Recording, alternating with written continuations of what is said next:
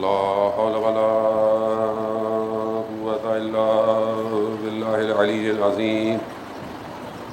حسبنا الله ونعم الوكيل، نعم المولى ونعم النصير. أعوذ بالله من الشيطان الرجيم، بسم الله الرحمن الرحيم. الحمد لله الذي يؤمن الخائفين وينجي الصالحين ويجزع المستكبرين ويهلك مخلوقا ويستخلف آخرين. والصلاة والسلام على رسول الثقلين محبوب رب المشرقين والمغربين جد الحسن والحسين نبينا سيدنا بالقاسم محمد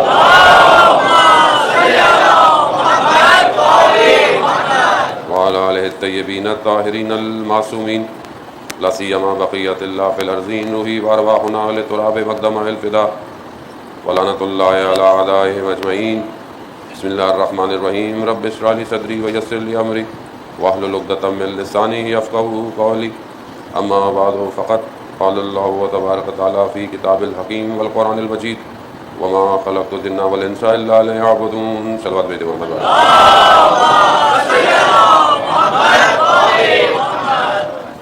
عزیزان محترم، ماہ محرم کا چاند نظر آ گیا ہے اور آج ماہ محرم کی پہلی شب اور ہماری دوسری مجلس ہے.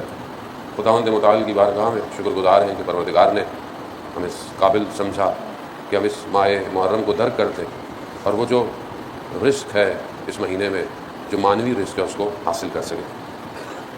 انسان کو پروردگار نے تخلیق کیا ہے اور اس کو ایک ہدف اور ایک مقصد کے لیے خلق کیا ہے، اور اگر یہ انسان اس مقصد یا ہدف کی طرف نہ بڑھے تو یقیناً خداوند متعال کی ذات میں کوئی فرق نہیں پڑے گا، نہ اس کے نظام میں کوئی فرق پڑے گا، بلکہ انسان خود خسارے میں رہ جائے گا، انسان خود نقصان میں رہ جائے گا. اس لیے میں نے کل بہرحال مقدماتی گفتگو آپ کی خدمت میں عرض کی کہ پروردگار نے انسان کو زینت بخشنے کے لیے، اسے کامیابی کے لیے، اسے رشد اور کمال تک پہنچانے کے لیے اس نے اپنے ہادیوں کو بھیجا، اس نے ایک نظام جو ہے وہ دیا. یہ نظام مجموعہ ہے کئی چیزوں کا. یہ نظام صرف ایک چیز نہیں ہے کہ مطلب صرف آپ ایک کام کریں اور آپ بولیں کہ میں خدا کو مانتا ہوں یا دیندار ہوں. نہیں، پورا پیکیج ہے. یہ پورا اس طرح کا پیکیج ہے جیسے اس میں آپ کو ڈیٹا بھی فری ملے گا، کال بھی ملیں گی، SMS بھی ہے. تو یہ پورا پیکیج ہے. یہاں پر اس صحیح پیکیج کو حاصل کرنے کے لیے جو چیز بہت امپورٹنٹ ہے وہ ولایت کو قبول کرنا ہے. اگر ولایت نہیں ہے تو پھر آپ کا سسٹم جتنا بھی ماڈرن ہو اس میں وائرس آئے گا.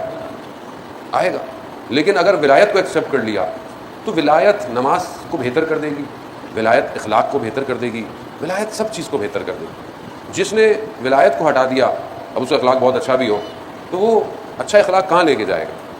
اس کی ظاہری نماز بہت اچھی ہو، عبادت بہت اچھی ہو تو بالکل ویسے ہی ہے شخص امام جعفر صادق علیہ السلام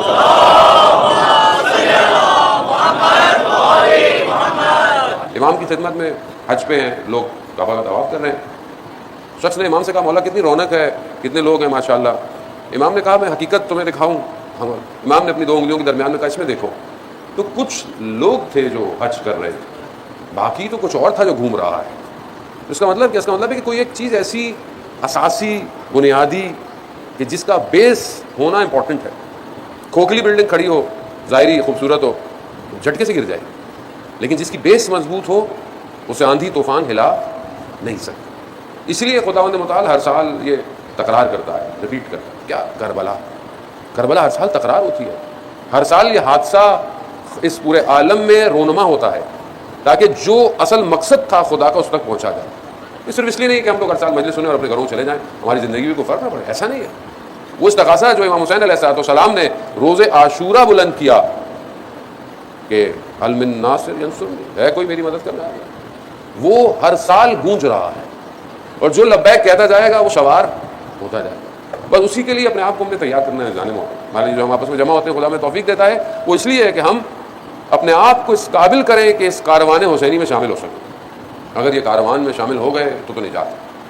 بہرحال اس سال ہم نے کوشش کی کہ ہمارا موضوع جو ہے وہ اہل بیت علیہ السلام کی سیرت میں اخلاقی اقتدار ہو، یا یوں کہیں آج کی لینگویج کے اندر یہ بہرحال لفظ بڑے مشکل ہوتے ہیں، پھر جوانوں کو ٹرانسلیشن بھی بتانی پڑتی ہے. نارمل لینگویج جو آج کی ہماری ہے کہ اہل بیت کا جو لائف سٹائل ہے ایکچولی وہ ہمارا لائف سٹائل ان کی زندگی سے کتنا قریب ہے کتنا دور ہے.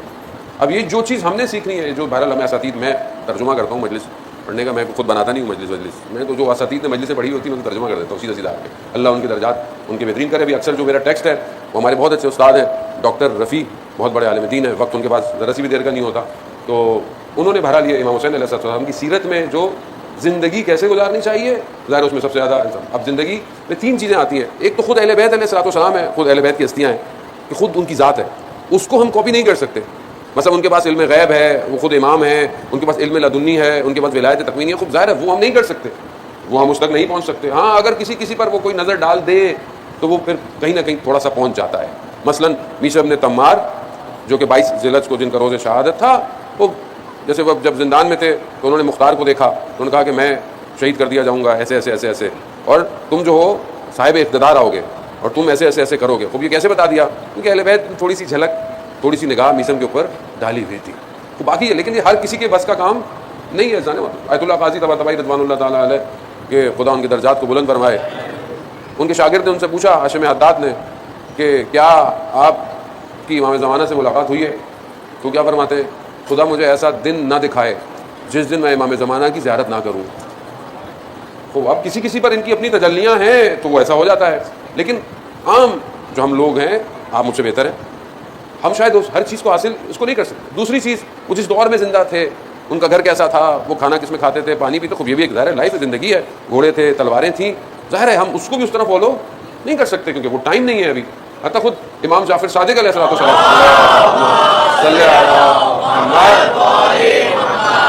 خود امام جو ہیں وہ خود اپنے جد کو مولا کائنات جیسے نہیں تھے، مطلب اس طرح جو لباس امام علی کے دور میں پہنا جاتا تھا، وسط یعنی جوڑ کے کپڑے بنائے جاتے تھے، چھٹے امام کے دور میں ویسا لباس نہیں تھا، یعنی ہر چیز فرق تھی. تو وہ کون سی چیز ہے جسے ہم نے فالو کرنا ہے؟ وہ اصول ہیں، وہ رولز ہیں، وہ ساری چیزیں کہ جو ان کی زندگی میں تھیں وہ ہر دور کے اندر ہیں، اس کو فالو کرنا. جس میں سے سب سے زیادہ امپورٹنٹ ہمارا اخلاق ہے کہ ہم آیا سچے ہیں، ہم آیا امانت دار ہیں، ہم جو ہے وہ کسی کے ساتھ خیانت تو نہیں کرتے، ہماری گھر کیسے ہے، ہماری اولاد کیسی ہے. آج معاشرہ، آج دیکھیں معاشرے کے اندر سب کچھ ہے، ظاہری طور پر معاشرہ ترقی یافتہ بھی ہے، ترقی بھی کر چکا ہے. وہ جنرل آپ پوری دنیا کو دیکھیں، انسان مارس پہ جانے کی باتیں کر رہا ہے، ٹھیک ہے، الیکٹرانک گاڑیاں اب تو یہاں پہ بھی آ گئی ہیں، لیکن وہ الگ بات ہے، پانی اتنا زیادہ ہے وہ الیکٹرانک گاڑیاں چلے گا تو، لیکن یہ کہ انسان ترقی کر چکا ہے ظاہری طور پر. آپ گھر دیکھیں، ساری چیزیں دیکھیں، انسان ڈیجیٹل ہو گیا ہے. میں ایک بہرحال کہیں سے گزر رہا تھا، یہاں تو نہیں کوئی اور ملک تھا، سڑک پہ بیگرز بیٹھے ہوئے تھے جو مانگتے ہیں کھڑے کھڑے گاڑیوں سے. میں نے دیکھا کہ اس کے ہاتھ میں اتنا بڑا اسمارٹ فون ہے. میں نے یہ نہ ہو کہ تھوڑا بہت اپلیکیشن لا کے بول دیں کہ مولانا اس میں آن لائن ٹرانسفر کر دیں آپ. خود دنیا یہاں پہنچ گئی ہے، لیکن سب کچھ ہے، ظاہر ہے، لباس ہیں، سب کچھ، گھر، بلڈنگیں، اسکائی اسکریپرز، سب انسان نے ڈیزائن کر لیا ہے، مگر انسان نہیں ہے. انسان بے حس ہو گیا ہے، انسان جانور سے بدتر چلا گیا. ایک اچھی بڑی تعداد لوگ بھوکے مر رہے ہیں، مگر وہیں محل بھی کھڑے ہوئے ہیں، بھائی کا دشمن بنا ہوا ہے. گھر کے اندر آپ حالات دیکھیں، طلاق، ڈائیورس کا ریشو دیکھیں آپ معاشرے کے اندر، صرف کمیونٹی کی بات نہیں کر رہا، آل اوور بات کریں آپ، دیکھیں محرم نامحرم کا فرق ختم ہو گیا ہے، بے حیائی، برائی سب کامن ہو گئی، نارمل ہو گئی ہے. مطلب آپ حجاب کی کسی بات کریں نارمل، تو کیا بات کریں؟ حج کی توفیق ہو جائے تو اوڑھ لیتا ہے، زیارتوں پہ ہم چلے جائیں تو تھوڑے اوڑھ لیتے ہیں، ورنہ اترتے ہی جہاز میں آپ دیکھیں کیا ہوتا ہے. انسان اصل نکل گیا ہے، وہ اساس، وہ اصول جو اہل بیت نے حاکمیت. کیوں اہل بیت مطلب خدا کیوں؟ ظاہر ہے دیکھیں انبیاؤں کا دور ختم ہوا، ائمہ علیہ السلام شروع ہو. ہمارے پاس آپشن کیا ہے کہ ہم کس کو فالو کریں؟ ہم اس کو فالو کریں کہ جس کی زندگی میں خطا نہیں ہے، جس کی زندگی میں غلطی نہیں، یا یوں کہیں کہ جو اپنی ذات اور نفس کے لیے زندہ نہیں ہے، جو صرف خدا کے لیے ہے، جس کا غصہ بھی خدا کے لیے ہے، جس کا رات کو بستر پہ سونا بھی خدا کے لیے ہے، جس کا صبح جنگ کرنا بھی خدا کے لیے، جس کا اپنے کندھوں پر بوریاں اٹھانا بھی خدا کے لیے، رات کی تاریکی میں 1000 رکعتیں پڑھنا خدا کے لیے. اگر کوئی اور معصوم ہے، اور یہاں سب مانتے ہیں، سارے مسلک مانتے ہیں کہ معصوم صرف یہی ہے، تو ظاہر ہم ان کو فالو کریں گے کہ جن کی زندگی میں ہمیں خطا نہیں. دنیا آپ کے سامنے ہے، دنیا جتنی ماڈرن ہوگی سب کچھ ہوگی، دنیا کے پاس پھر بھی اچھا سسٹم نہیں ہے. ہر جگہ سسٹم میں کہیں نہ کہیں آپ دیکھیں پرابلم ہے. اگر کوئی اپنے ملک میں اچھا ہے تو دوسرے ملک میں برا ہے وہی ملک. اگر وہ ایک طبقے کے لیے اچھا ہے تو دوسرے طبقے کے لیے برا ہے. اگر وہ اپنے لوگوں کے لیے اچھا ہے تو دوسرے لوگوں کے لیے کہیں ریسزم ہے، کہیں فیشزم ہے، کہیں پر خوب آپ کے سامنے. کیوں؟ کیونکہ انسان کبھی بھی وہ قانون ڈیزائن نہیں کر سکتا جو خود انسان کو ترقی دے سکے. انسان مادی طور پر اپنے لیے ڈیزائن کر سکتا ہے لیکن باطن نہیں کر سکتا. ظاہری طور پر آپ کو ویسٹ میں اخلاق بہت اچھا نظر آتا ہے، لوگ اچھے بھی ہیں، ایسا نہیں ہے لوگ برے ہیں، لیکن وہ لوگ کہتے ہیں کتنا اچھا ہے، سب قانون کی وہ یوں کرتے ہیں، کچرا یوں پھینکتے ہیں، کچرا یوں پھینکتے ہیں. وہ کیوں پھینکتے ہیں؟ کیونکہ وہاں کیمرے لگے ہوئے ہیں. آپ بھی کیمرے لگا دیں یہاں پہ کہ جس نے کچرا پھینکا اس پہ جرمانہ آئے گا، ہر کوئی کچرا جیب میں لا کے گھوم رہا ہوگا. کیونکہ قوم ایسے، دیکھیں ہم ہی لوگ ہیں نا، مطلب میں مثال دیتا ہوں، لیکن مثال مجھے ظاہر ہے وہ دینی ہے کہ جو ہم لوگ زندگی گزار رہے ہیں. مثال کے طور پر ہم ہی لوگوں میں سے لوگ دبئی میں کام کرتے ہیں، رہتے ہیں. آپ دبئی میں زیبرا کراسنگ کے علاوہ روڈ کراس کر کے دکھا دیں بہت سی جگہوں پہ جہاں وہ کھڑے ہوئے ہوتے ہیں، 200 درہم جرمانہ ہے، 1000-1200 درہم تو وہ کما رہا ہے، 200 جرمانہ دے دیا اس نے. آپ گاڑی یوں کر لیں جرمانوں میں پورا ملک جرمانے میں چل رہا ہے اکثر. کیوں؟ ہم ہی لوگ وہاں پہ تو ہم لوگ بالکل صحیح ہیں. یہاں سے ہم باہر جائیں گے، کہیں اتریں گے ویسٹ میں، وہاں بالکل بولیں گے کہ یوں نہیں کرنا. کیوں؟ کیونکہ وہ قانون اتنا سخت ہے کہ ہم اس قانون کو توڑ نہیں پاتے. یہاں کیونکہ قانون بنانے والی سخت نہیں ہے، سب سے پہلے وہ خود قانون توڑتے ہیں، دوسرے کہاں سے قانون کو. مسئلہ جس کے اندر باطن میں الہی قانون نافذ ہو وہ اپنی تنہائی میں بھی گناہ نہیں کرتا. تو اس کا مطلب ہے کہ دنیا کے قانون آپ کو نہیں روک سکتے. وہاں کیمرے بند ہو جائیں. دیکھیں آپ کووڈ میں، دیکھیں آپ کیسے لوگوں نے لوٹ پوٹ ماری، چوریاں. آپ لوگوں نے تو چوریاں نہیں کی، آپ لوگوں نے تو لوگوں کو راشن دیا ہے. یہیں سے اخلاق پتہ چلتا ہے معاشرے کا اخلاق کیا ہے. وہاں تو لوگوں نے لوٹ لیے سپر اسٹور کے اسٹور، وہاں ویسے لائٹ چلی جائے تو ویسے ہر چیز لوٹ جاتی. لیکن آپ اور ہم لوگوں نے یہاں تو لوگوں کو راشن دیا ہے، لوگوں گھروں گھروں میں جا کے آپ نے مدد کی ہے. یہاں سے پتہ چلتا ہے کہ اصل کیا ہے، حقیقت کیا ہے. اسلام یہی ہے. پروردگار قرآن میں ارشاد فرماتا ہے الم تری کیف، خدا کہتا ہے کہ مگر تم نے نہیں دیکھا کہ خدا مثال دے رہا ہے. کس کی مثال دے رہا ہے؟ کلمہ طیبہ کی مثال دے رہا ہے. کلمہ طیبہ کیا ہے؟ کا شجرت، ایسا درخت ہے کہ جس کا جو اصل ہے وہ زمین میں، اور جس کے فر اصل جو ہے وہ ثابت ہے، اور اس کے فر یعنی اس کی جو شاخیں ہیں وہ آسمانوں کے اندر ہے. وہ حیات طیبہ کا ذکر کر رہا ہے. قرآن خود کہہ رہا ہے سورہ مائدہ کی، اور آیت نمبر غلط ہو جائے تو اصلاح کیجیے گا، آیت نمبر شاید 100 ہے. پروردگار کہتا ہے کل استوی، کہ کہہ دو کہ طیب یعنی جو صاف ہیں اور جو خبیث ہیں دونوں برابر نہیں ہیں. خدا خود کہہ رہا ہے کہ دونوں برابر نہیں ہیں، اور تم تعجب نہ کرنا کہ خبیث زیادہ ہیں. پروردگار کہہ رہا ہے. تو آج ہمیں لگتا ہے دنیا کے تمام صاحب اگر اسلام یوں تھا تو یہ تو اتنے سارے تو لوگ ایسے ہیں ایسے. قرآن خود کہہ رہا ہے کہ تعجب نہیں کرنا اگر خبیث زیادہ ہوں تو، مگر دونوں برابر نہیں ہو سکتے. سچا جھوٹے کے برابر نہیں ہو سکتا، نہیں ہو سکتا. تو اسی لیے قرآن ہمیں حیات طیبہ کی دعوت دے رہا ہے، ایسی زندگی جو پاک زندگی ہو. وہ پاک زندگی کے لیے ظاہر ہے کہ انسان کو اس پاکیزگی کو گزرنا پڑے گا. قرآن کچھ گھرانے دکھا رہا ہے. بہت ساری چیزیں قرآن ڈائریکٹ خطاب کرتا ہے، بہت ساری چیزیں وہ ڈائریکٹ نہیں کرتا خطاب، وہ آپ کو دکھاتا ہے. اب آپ کو خود اس کو ایکسٹریکٹ کرنی ہے. علماء کرام نے بہرحال محنت کی ہوئی ہے. قرآن چند گھرانوں کی بات کرتا ہے کہ گھر کیسے ہوتے ہیں. قرآن ایک گھر کی بات کرتا ہے کہ جس گھر میں سورہ قرآن، سورہ انسان، سورہ زہر، حل عطا، کہ جہاں قرآن کہتا ہے کہ ایسا گھر تھا کہ جس نے یہ کیا 3 دن جو ہے وہ کھانے کے لائے. ایک یہ گھر ہے، یہ طیب گھر، یہ حضرت فاطمہ سلام اللہ علیہا کا گھر ہے.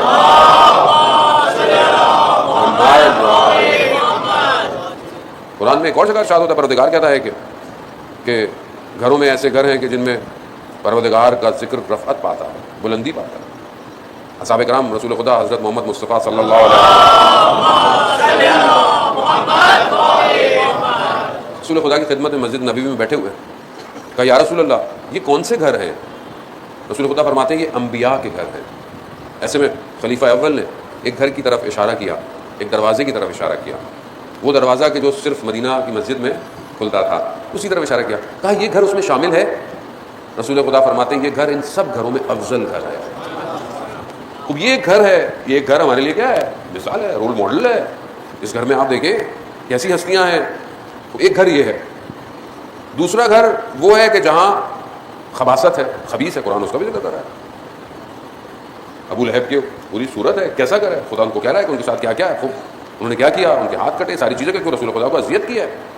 اس گھر کا بھی ذکر کر رہا ہے. اور پھر کچھ گھرانے ایسے ہیں کہ جہاں پر ایک پاک ہے ایک خبیث، جیسے حضرت آسیہ سلام اللہ علیہ اور فرعون. یہ بھی گھر ہے نا.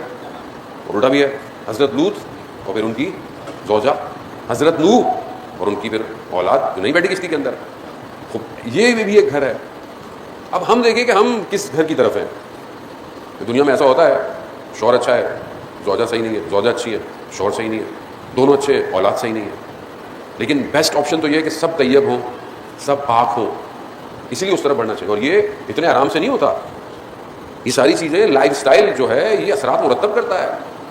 بعض اوقات جوان جو رشتے کی تلاش میں یا شادی کے لیے دوڑے ہوتے ہیں خود ظاہر دیکھتے ہیں، باطن نہیں دیکھتے کہ یہ لڑکا جو رشتہ لے کر آیا جا رہا ہے یا اس لڑکی جس کے ہم رشتہ کرنے جا رہے ہیں اس کی تربیت پاک ہے یا نہیں ہے، یہ طیب ہے کہ نہیں ہے، کل کو اس میں سے جو نسل آئے گی اس کے اوپر اثرات مرتب ہوں گے اس کے اوپر، لیکن معاشرہ اس کو نہیں دیکھا۔ آج کا جوان جو ہے وہ سوشل میڈیا پہ شادی بھی کر لیتا ہے، تو آن لائن سب کچھ کر، یہ نہیں پتا فیملی کہاں کیسے کون، یہ ساری چیزیں بہت امپورٹنٹ ہیں جانے مطلب، کیونکہ اس کا دار و مدار آپ کے کاروان حسینی میں شامل ہونے پر ہے، کہ جو پاک تھے کہیں بھی تھوڑے سے، ان پر جب ایک نگاہ کرم پڑی نا تو وہ کربلا پہنچ گئے تھے، اور جو مشکل میں تھے وہ امام حسین علیہ السلام کے سامنے کھڑے رہے، مگر امام کے قریب شروع سے مشکل تھی، شروع ہی سے اندر مشکل ہوتی ہے۔ تو دو آپشن ہے، یا اس شجر طیبہ کی طرف بڑھے ہم، حیات طیبہ حاصل کریں، اپنی حیات کو پاک کریں، اور یہ حیات طیبہ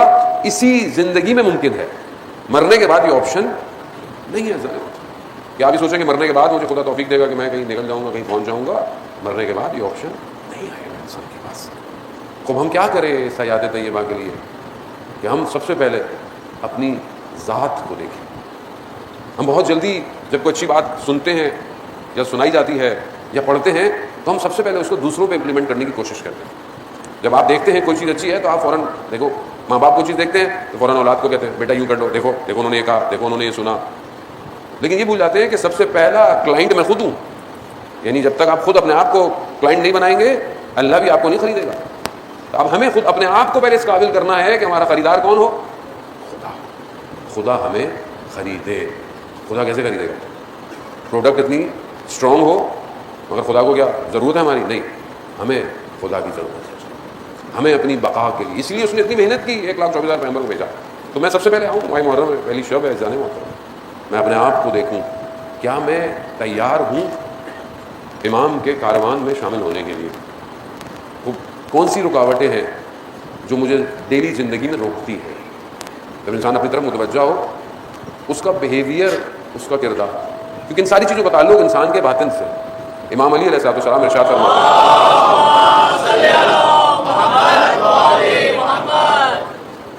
امام فرماتے ہیں کہ انسان اپنی زبان کے پیچھے پوشیدہ ہے۔ اب میں آپ کے سامنے احترام سے مل رہا ہوں، آپ بھی میرے سامنے احترام سے مل، لیکن میں اپنے گھر میں کیسا ہوں؟ میں اپنے بچوں کے ساتھ، میں اپنی زوجہ کے ساتھ، میں اپنے کلیگ کے ساتھ، یا اگر کبھی مجھے غصہ آ جائے، غضب آ جائے جو منفی ہو، اس میں کیسا ہوں؟ اس وقت انسان سب سے پہلی چیز یہ ہے، پروردگار قرآن میں ایک آیت میں ارشاد فرما رہا ہے کہ دوڑو کس کی طرف؟ خدا کی مغفرت کی طرف دوڑو، اور خدا کی جنت کو حاصل کرنا، یعنی جنت میں داخل ہونے سے پہلے مغفرت کی ضرورت ہے، اور اس مغفرت تک پہنچنے کے لیے روایات میں ہے کہ ایک سواری انسان کا اپنے غضب کو کنٹرول کرنا، اپنے غصے کو کنٹرول کرنا۔ امام موسیٰ کاظم علیہ السلام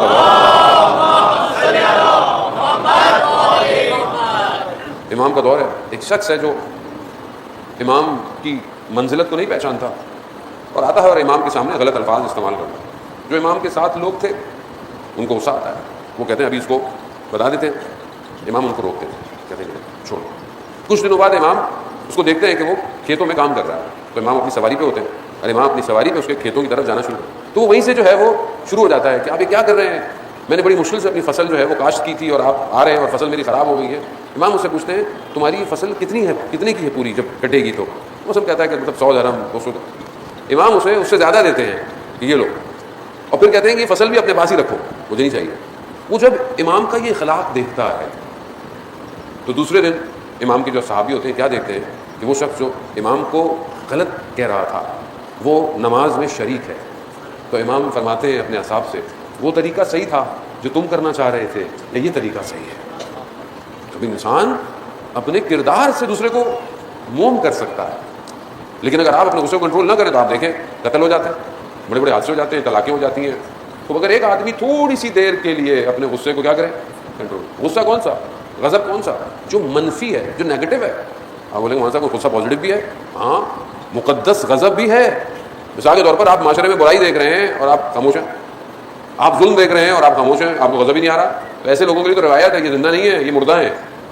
تو حق کے لیے انسان کے اندر غضب ہونا چاہیے، امر بالمعروف کرنے کے لیے انسان کے اندر غضب، لیکن بہرحال کبھی شرائط ہے اپنی، ہمارے تو نہیں آپ روڈ پہ چڑھتے ہوئے کسی کو ڈانٹنا شروع کر دیں، ان بہرحال جو شرائط ہیں وہ اپنی جگہ، بہرحال وہ موضوع نہیں ہمارا. لیکن یہ جو منفی غصہ ہے خوب یہ انسان کے کردار کو تباہ کر دیتا ہے. ایک بہت بڑے عالم دین وہ کہتے ہیں میں جوانی میں اپنے چیزوں کو کنٹرول نہیں کر پاتا تھا. ہر جگہ کہیں نہ کہیں انسان ہے غصے میں آ جاتا ہے. تو میں ایک عالم دین کی خدمت میں گیا, میں نے ان سے ریکویسٹ کی کہ میرا بڑا مسئلہ ہے. تو انہوں نے بولا کہ تغافل کرو. تغافل نہیں کہ غافل ہو جاؤ نا, آج کی ٹرمنالوجی میں معذرت کے ساتھ اگنور کرو. مثال کے طور پر تمہیں لگا کہ کسی نے تمہیں کچھ کہا تو تم یہ سمجھو کہ اس نے تمہیں کچھ کہا ہی نہیں, کسی اور کو کہا. اگنور کرو. یعنی اگنورنس اس معاملے کے اندر انسان کو غصہ ہی نہیں ہونے دیتا. دو لوگ کھڑے ہوئے, آپ کو آج کا ایسا دور ہے, دو لوگ کھڑے ہوئے گور کے دیکھ رہے ہو تو اچھا کچھ اور دیکھ رہے ہو اور آپ کے ذہن میں آتے ہیں میرے بارے میں کچھ باتیں کر رہے ہیں. اس کا معاشرہ ایسا آپ کو لگا آپ کے کسی نے آپ کے آفس میں, کسی نے آپ کے گھر میں, اگنور کرو. روایات کے مطابق اپنے غصے کو کنٹرول کرنا جو اہل بیت علیہ السلام نے ہمیں سکھایا جانے محترم, کہ انسان پہلی چیز جو روایت میں یہ کہتی ہے کہ انسان کو غصہ غضب ہو اسے چاہیے کہ وہ وضو کر لے. وہاں وضو کر اپنی جگہ کو بدل دے, جہاں کھڑا ہے جگہ چینج کر لے, وہ ہٹ جائے. 2 رکعت نماز پڑھ لے, سجدہ کر لے. اب بولے وہ سب غصے میں کہاں اتنی ساری چیزیں انسان کو یاد رہتی ہیں. تو یہی تو کمال ہے. تو یہ تو دیکھیں اسٹیپ بائی اسٹیپ ہے, مات دی. تھوڑا سا میں آپ کو دوسری طرف لے رہا ہوں. انسان غصہ کیوں کرتا ہے کہ وہ چیز اس کے پیرامیٹر کے مطابق نہیں ہے. مثال کے طور پر گھر پہ آپ سارا دن تھکے ہوئے گھر کھانا عجیب سا ہے, نمک زیادہ ہے, جلا ہوا ہے, کیا ہوا؟ غصہ. کیونکہ آپ کے مطابق چیز آپ کے مطابق نہیں تھی.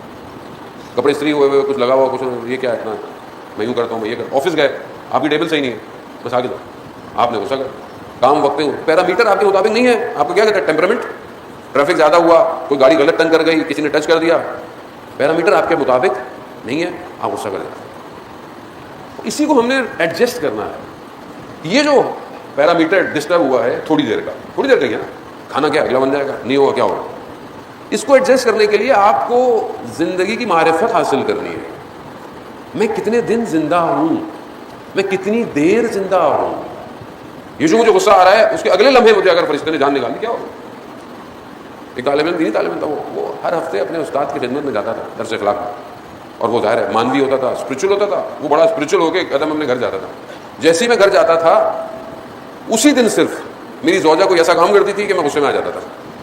اور ہر اسی دن, یعنی سیم وہی دن ہوتا تھا. اس نے توجہ کی کہ یہ پورے ہفتے میں اور کہیں نہیں ہوتا, صرف اسی دن ہوتا ہے کہ جب میں روحانی غذا زیادہ لے لیتا ہوں, مانوی مقامات تھوڑے میرے بھرنے رکھتے ہیں, میں جیسے آتا ہوں دیکھتا ہوں پھر زوجہ نے ایسا کیا ہے, واپس کھڑا ہوتا ہوں. اور تھوڑی دیر میں شرمندگی ہوتی ہے آدمی کو, یعنی جب انسان, اس لیے زبان اتنا خطرناک بدن کا اعضا ہے کہ گناہ کبیرہ میں میکسیمم گناہوں کی تعداد زبان کے لیے. اور تیر جب نکلتا ہے زبان سے تو وہ پلٹ نہیں سکتا, وہ رہ جاتا ہے. تو اس طالب علم اپنے استاد کی خدمت میں کیا جایا, انہوں نے کیا مانگ, انہوں نے کہا کہ جب تم یہاں سے جاتے ہو تو ظاہر ہے تمہارا مقام بہتری کی طرف ہوتا ہے, اور وہ تمہارے گھر میں جو حادثہ پیش آتا ہے وہ شیطان کرتا ہے. شیطان اپنی کوشش کرتا ہے اور تم اس میں آ جاتے ہو, تم جاؤ اور اگنور کر دو. اس طرح ایک عالم دین عارف تھے, انتقال ہو گیا.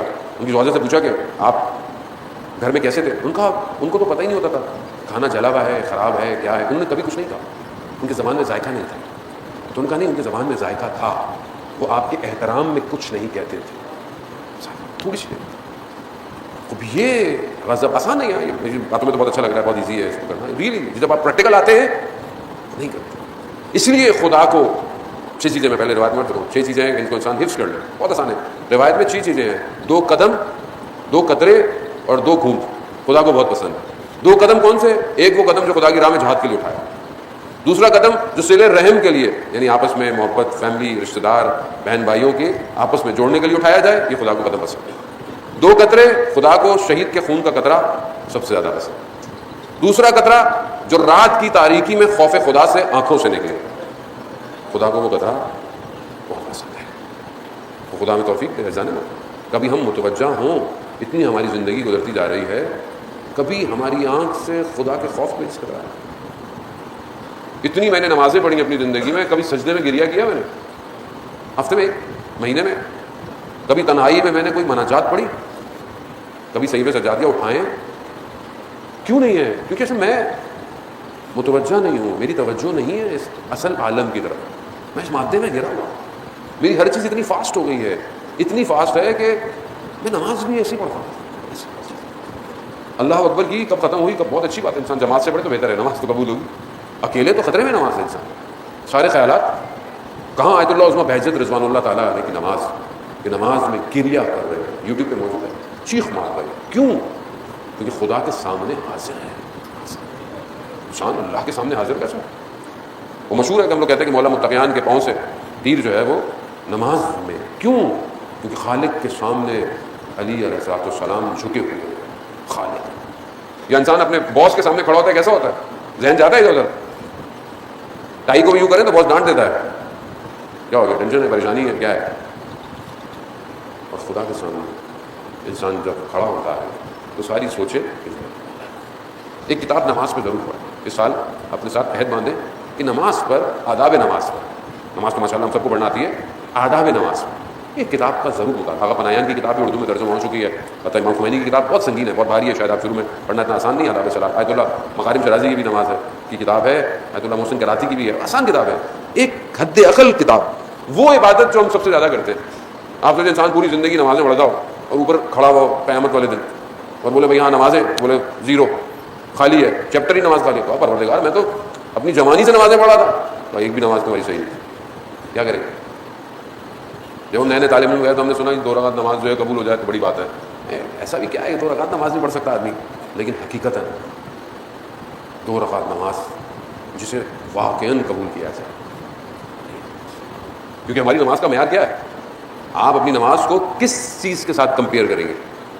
کس کی نماز ایسی ہو جو آپ کی نماز کو نمبر دے؟ کسی نماز ظاہر ہے اس ایسی نمازیں ہوں جو میزان ہو اعمال کا، اور وہ کسی اور کی نہیں ہے.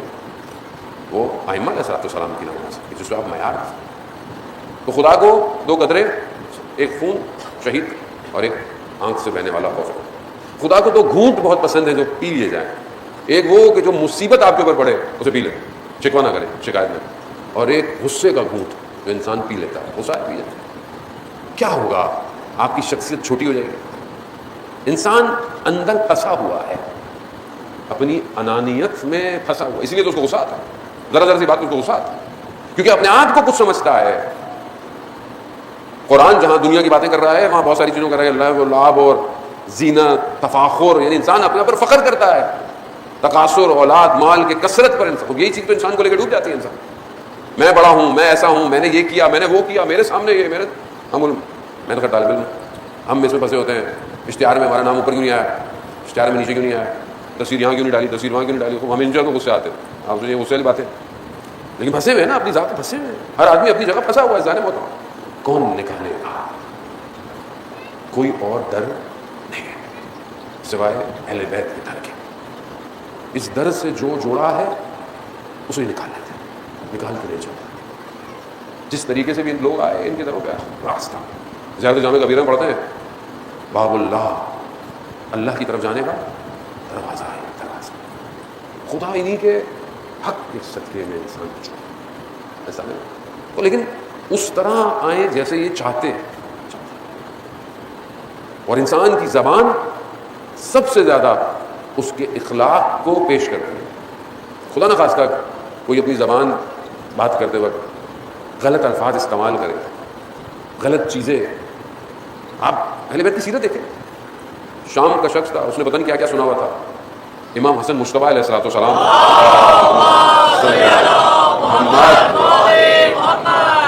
امام کے مدینہ میں آیا تو بتایا کیا اس نے نہیں بولا امام کو، کتنا اس نے بولا امام کو. جب بول کے تھک گیا امام نے کہا کہ مجھے مسافر لگتے ہو، رہنے کی جگہ چاہیے تو میں دیتا ہوں، لباس چاہیے میں دیتا ہوں، کھانا چاہیے، زاد راہ چاہیے. جب اس نے ایسا اخلاق دیکھا وہیں جھک گیا. ہم انہی کے ماننے والے ہیں، لیکن کیا کبھی ہم نے زندگی اس کو پریکٹیکل کیا؟ ہو سکتا ہے سامنے والا آپ کو جو کہہ رہا ہے اس کو غلط فہمی ہوئی ہو، یا خود اس کی مائنڈ سٹیٹ صحیح نہ ہو، پریشان ہو، ڈسٹرب ہو، کچھ بھی ہو سکتا ہے.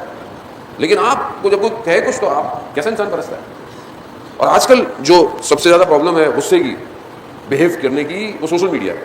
سوشل میڈیا ظاہر آج کا دور ہے تو آپ کو آج کے دور سے غصہ کر رہے ہیں. غصہ کہاں ہوگا؟ واٹس ایپ گروپوں پہ، فیس بک کی پوسٹوں پہ، انسٹاگرام کی پوسٹ پہ. آپ کیا کرتے ہیں؟ آپ کے مطابق چیز نہیں ہے، آپ شروع ہو جاتے ہیں. آپ جو لکھ رہے ہیں وہ سیف ہو رہا ہے خدا کی بارگاہ. آپ نہیں سمجھ رہے کہ میں بولوں گا تو سیف ہوگا، نہیں ہے، لکھنا آپ کا بولنا ہے. آپ جو غلط لکھ رہے ہیں، کسی کو گالی دے رہے ہیں خدا نہ خاصہ، کسی کو برا بھلا کہہ رہے ہیں، کسی کو آپ نے ابیوز ورڈ یوز کیے، جو کیا یہ سب خدا کی بارگاہ میں لکھا جا رہا ہے. سیف ہے. آپ یہاں سے کمنٹ ڈیلیٹ کر دیں، ایڈمن تو ڈیلیٹ کر دیتا ہے نا کمنٹ، خدا کی بارگاہ میں ڈیلیٹ نہیں ہونے والا کوئی چیز. ادھر تو جو لکھا گیا لکھا ہے بس. ہاں قرآن پھر سورہ حجرات میں پروردگار ارشاد فرماتا ہے میں سیئات کو حسنات میں بدل دوں گا. خدا ہے جو گناہوں کو نیکیوں میں تبدیل کر سکتا ہے. نہ صرف گناہوں کو ڈیلیٹ کرے گا بلکہ اس کو نیکیوں میں کنورٹ کر دے گا. مثال کے طور پر آپ پتھر لے کر گئے، خدا ان کو ہیرو میں کنورٹ کر دے گا. خدا کر سکتا ہے. لیکن بہرحال کہیں نہ کہیں اس پتھر لے جانے میں کہیں دل میں محبت اہل بیت ہو، کچھ ہو، کہیں نہ کہیں کنیکشن ہو. نہیں ہوگا تو ختم کچھ نہیں. لیکن ایک جوان جس کو کوما ہوا اور وہ حادثہ ہوا اور وہ تھوڑی دیر کے لیے اس کو آپریشن تھا، تو ایسا لگا کہ وہ ڈاکٹر فیصلہ کر رہے تھے کہ کیا کریں. وہ 3 منٹ تھے خالی، جس کے لیے کتاب اردو میں ترجمہ ہو چکی ہے، انگلش میں بھی 3 منٹ تھے خالی. اس کو آپریشن تھا، ڈاکٹر فیصلہ کر رہے. اس 3 منٹ میں وہ ایک اس کو موت ہو چکی تھی، یعنی وہ کوما میں جیسے چلا گیا کہ اس 3 منٹ میں عالم برزخ. یہاں 3 منٹ تھے، وہاں اس کا بہت لمبا سفر تھا، کیونکہ وہاں زمانہ ٹائم کچھ اور ہے. اس نے دیکھا کہ میں ایک جگہ پہ ہوں اور ایک ٹیبل ہے، میں نے دیکھا ایک بڑی سی کتاب ہے کھلی، تو میں سمجھ گیا کہ یہ اعمال نامہ ہے. پہلا صفحہ کھلا. اس پہلے صفحے میں اس نے دیکھا جس دن وہ بالغ ہوا تھا. ہم تو کہتے ہیں نہیں ابھی بچہ چھوٹا ہے، ابھی بالغ نہیں ہوا. ارے مولانا صاحب ابھی تو بچی بہت چھوٹی ہے، ابھی سے حجاب کرا دے. شرعی جو اس کی ایج ہے 9 سال، وہ بالغ ہے. محرم نہ محرم اس کے لیے واضح ہے. باہر لے کے جائیں، فیملی میں لے کے جائیں، سر پہ حجاب نہیں ہے، ہاف سلیوز بچیوں کو آپ نے پہنایا ہوا ہے، آپ دعوتوں میں لے کے جا رہے ہیں، بال کھلے ہیں، آپ کے اوپر تو عذاب آ ہی رہا ہے، اس بیچاری کے اوپر بھی عذاب جا رہا ہے. بچہ 14-15 سال میں، لڑکا بالغ ہے، بالغ ہونے کی نشانیاں بھی ہیں اور ایج بھی ہے اس کے لیے فکس ہے، بالغ ہے. وہ اس دن سے اس کا نامہ کھل جاتا ہے، اس کی بک کھل گئی. کھل گئی. جہاں آپ نے کمپنی رجسٹرڈ کرائی، سارے کام کے اکاؤنٹ کھلا، اب آپ کا کھاتا کھلا ہے، آپ کمائیں یا نہ کمائیں، کھاتا کو ٹیکس دینا ہے، آپ ٹیکس دینا ہے. وہ کہتا ہے میں گیا اس دن سے جس دن میں بالغ ہوا تھا، فائل کھلی تھی میری. تم نے نماز، اچھا بچہ تھا، اچھا بندہ، عبادت گزار تھا، ماتمی تھا، عزادار تھا، سب اچھے کام کرنے والا تھا. کہہ رہا میں نے دیکھا میری نماز سب لکھا ہوا، میں نے اچھے کام کیے. جب ایسی لسٹ نیچے گئی تو دیکھا وہ سارے اعمال نیچے آ کے ڈیلیٹ، اڑ رہے ہیں، اڑ گئے، خالی ہو گیا صفحہ. تو اس نے سے پوچھا کہ یہ کیا ہے؟ وہ اگلا صفحہ. پھر دیکھا اس نے وہاں ماتم پہ گیا، حیت میں گیا، سنگت میں گیا، یہ کیا وہ کیا، خدمت کی. پھر دیکھا نیچے تک آیا صفحہ، پھر دیکھا سب نیکیاں اڑ رہی ہیں. اب آپ تصور کریں بارے میں، اس لیے تو اینیمیشن ہے کہ انسان ایسی چیز بنا سکتا ہے. تصور اڑ گئی. اس نے اس سے پوچھا سامنے جو بیٹھا ہوا تھا یہ کیا ہے؟ میرے اعمال آخر میں آتا ہوں روز رات کو 0 ہیں. کہا تم نے اتنے اچھے دن میں کام کیے، رات کو تم نے غیبت کی تھی، غیبت، سارے اعمال تمہارے اس کے حصے میں چلے گئے. نماز پڑھی، عبادت کی، مدد کی، سب، رات کو غیبت کی، کوئی زمان. ادھر معاملہ کچھ اور ہے، بہت سنگین ہے معاملہ. اسی لیے کثرت نہیں پہنچی کربلا. تھوڑے تھے مگر کوالٹی. اس لیے قرآن میں پڑھ لکھا ہے کل اصل کہہ دو کہ طیب اور خبیث برابر نہیں ہے. اور تعجب نہ کرنا کہ اگر خبیث کثرت میں، تعجب نہ کرنا. اس کی بارگاہ ایسی ہے. تو ہم اپنے آپ کو زوم کریں. میں نے اس لیے کہا کہ پہلی چیز ہم خود دوسروں کو چھوڑ دیں، ہم خود زوم کریں. مہنگے موبائل لیتے ہیں کہ 3-3 4-4 کیمرے لگے ہوئے، اتنی پکسل ہے کہ پکسل نہیں پھٹتی ہے. دیکھیں قریب کر کے دیکھا، اپنی ذات کو بھی تو زوم کر کے دیکھیں کتنے پکسل پھٹ رہے ہیں، کتنی گڑبڑ ہے اندر. جب اپنے آپ کو دیکھیں گے نا تو سب بلر ہے، کچھ کلیئر نہیں ہے، سب سراب ہے. اس چیز سے میں پیچھے بھاگ رہا ہوں، سب دھوکہ ہے. حق صرف اور صرف ایک ہی راستہ ہے، اہدنا الصراط المستقیم. بس پروردگار مجھے سیدھے راستے پر قائم رکھ. کیوں؟ کیونکہ جس راستے میں چلنا ہوگا، صراط علی حق، علی کا راستہ، صراط کا راستہ ہے. سب نے اس کو مانا ہے، سب اس کو مانتے ہیں. خوب ہم اپنی ذات دیکھیں. خدا بیان کر رہا ہے تو طیب کو بیان کر رہا ہے، شجر طیبہ کو. یہ وہ شجر یعنی وہ درخت ہے کہ جو ہر حالت میں میوے دیتا ہے. مثال کے طور پر دنیا میں پھل ہیں، سیب کا ہے، آم کا ہے، لیکن اس کے اپنے اپنے موسم ہیں. اب آپ تصور کریں مطلب کہ کوئی ایک ایسا درخت ہو جو ہر وقت ہریالا ہو. ایسے درخت ہیں جو ہر وقت گرین رہتے ہیں لیکن پھل ہر وقت. لیکن یہ درخت ایسا ہے کہ جو ہر وقت پھل دیتا ہے.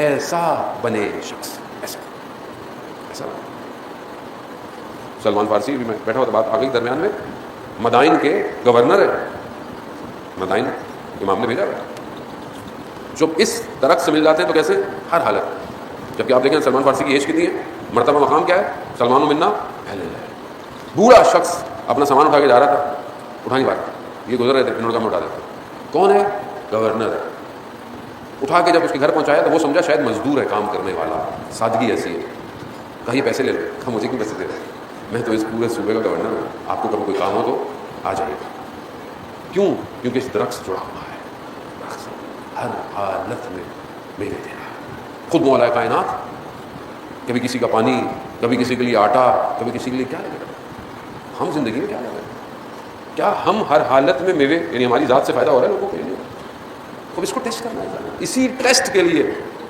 خدا نے سورہ انفال کی آیت پروردگار ارشاد فرماتا ہے کہ میں نے خباثت اور طیب کو جدا کرنے کے لیے کہ کون پاک ہے اور کون خبیث ہے امتحان میں ڈالا ہے، امتحان، کربلا امتحان الہی ہے، اس کو طیب کو الگ کر رہا ہے۔ ہم سنتے ہیں کربلا میں لوگ آئے، آیت اللہ سماوی نے کتاب لکھی ہے اصحاب امام حسین علیہ السلام پر، اس میں انہوں نے بتایا ہے کہ کتنے لوگ کب کیسے کہاں آئے تھے، کتنے کس قبیلے کے تھے، کون کتنے تھے، کن کے سر جو ہے وہ پھینکے گئے، کن کن کے بدن پر خود امام حسین آئے، بہت ڈیٹیل اور ایک اچھا مختلف۔ انہوں نے اس میں بتایا کہ 30 لوگ تقریباً شب عاشور، اور کچھ لوگ روز، ہم صرف حضرت کا سنتے ہیں ورنہ ایک اچھی خاصی تعداد ہے جو، کیوں، امتحان الہی نے انہیں تمیز یعنی پاک کیا ہے۔ آج بھی عاشورہ پاک کر رہے ہیں، پاک، گھبرائیں نہیں۔ آپ کو لگتا ہے محرم آیا کچھ لوگ خلاف آزاداری، خلاف یہ شروع ہو جاتے ہیں، گھبرا کیوں رہے ہیں؟ خدا ہر سال پاک کر رہا ہے، وقت جو ہے وہ اپنے اختتام کی طرف ہے، کسی اور کو اپنے آپ، میں کتنا پاک ہو رہا ہوں اس سال، اپنے آپ پاک کریں، پاک کریں۔ امام رضا علیہ السلام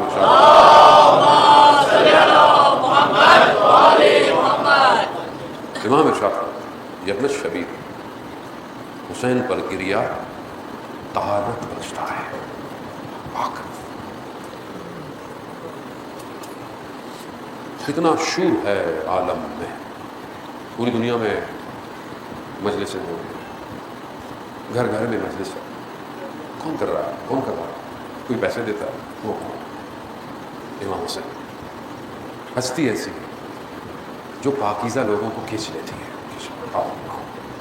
فرش اعضا جیسے بھی تھے پورے سال، تم بھاگو آ جائے، اس لیے دروازہ کھلا رکھے مجلسوں کا، مجلسوں کے دروازے بند نہ کریں، فرقے واریت کی باتیں نہ کریں، سب کو آنے دیں، یہ مجلس حسین کی ہے، وہ حسین جو سفینۃ النجات ہے، نجات ظالم شب پہلی محرم ہے، بہرحال مختلف جگہوں پر مختلف ذکر کیے جاتے ہیں، اس کا ذکر کہ جو امام حسین کے کربلا پہنچنے سے پہلے چلے گئے کچھ لوگ، امام حسین نے روز عاشورہ ان کو یاد کیا ہے۔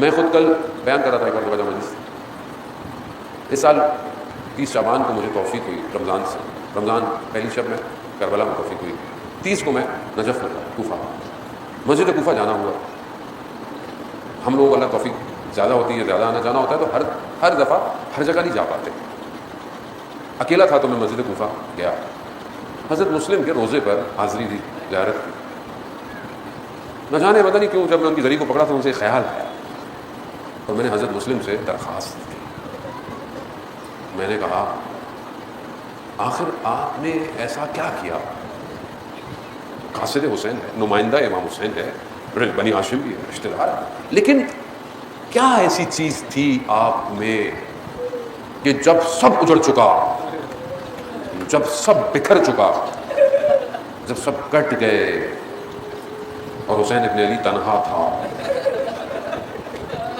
اس تنہائی میں اتنے زخم ہیں امام حسین کے، سینے پہ داغ ہے علی اکبر کا، محاسن میں خون ہے علی اصغر کا، کہیں عباس کے بازو ہیں، اتنے مصیبتوں کے بعد حضرت مسلم مجھے آپ بتائیے، جب امام نے اپنی تلوار کو سرزمین کربلا میں رکھا، دائیں دیکھا بائیں دیکھا، سب سے پہلے آپ کو یاد کیا،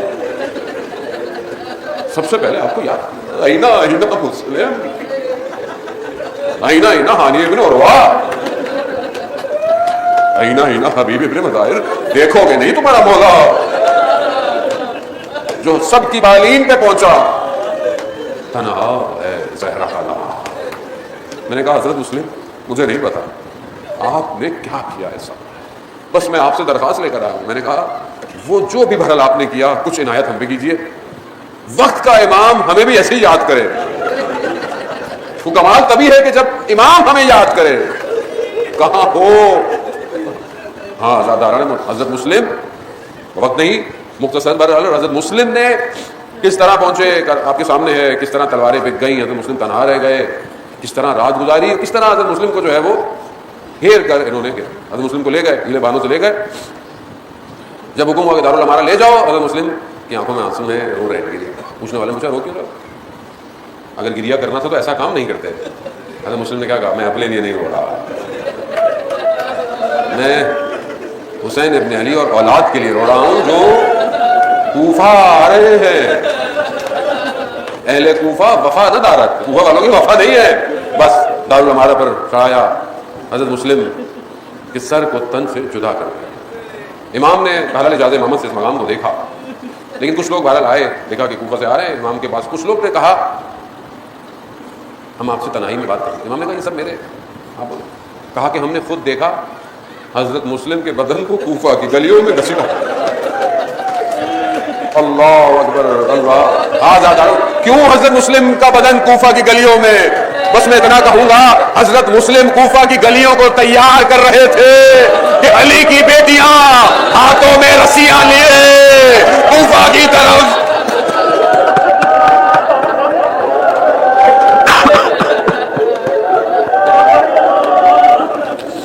اللہ لعنت اللہ علی القوم الظالمین وسیعلم الذین ظلموا وای منقلب منقلبون۔ پروردگار امام زمانہ کے ظہور میں تاجیل عطا فرما، ہمیں ان کے ناصروں ان کے مددگاروں میں شمار فرما، حاضرین مجلس کی جائز خواہشات کو پورا فرما۔ پروردگار بہت سارے لوگ بیمار ہیں، مجھے بھی کہا یقیناً آپ کے ہمسائے دوست احباب رشتہ دار سب کو بیمار کربلا کے صدقے شفائے کاملہ اور عاجلہ عطا فرما۔ ہمارے وطن عزیز پاکستان کو عزت اور استحکام عطا فرما، اس کے دشمنوں کو نیست اور نابود فرما۔ پروردگار جہاں جہاں بھی مجلس عزاداری جلوس جو بھی جہاں بھی ذکر حسین ابن علی کر رہا ہے، ان کی جان مال عزت آبرو کی حفاظت فرما، اور جو آزاداری کے دشمن ہیں انہیں بھی اس در پر کھینچ کر لا۔ پروردگار مسلمان جہاں بھی اپنی آزادی کی جنگیں لڑنے میں کامیابی عطا فرما۔ پروردگار ہمیں حج عمرہ اور زیارات کی توفیق عطا فرما۔ علماء اکرام، مراجع اکرام، جو بھی دین کی خدمت کر رہا ہے، ٹرسٹ، انجمنیں، سلام، مرثیہ، نوحہ، ذاکر، خطیب، اسکاؤٹ، میڈیا، پولیس، رینجرز، انتظامیہ، جو بھی جس طریقے سے بھی ان ایام میں عزاداری کی خدمت کر رہا ہے، پروردگار انہیں اپنی بارگاہ سے اجر کثیر عطا فرما۔ اللہم ارزقنا زیارت الحسین فی الدنیا و شفاعتہ فی الآخرہ۔ صلوات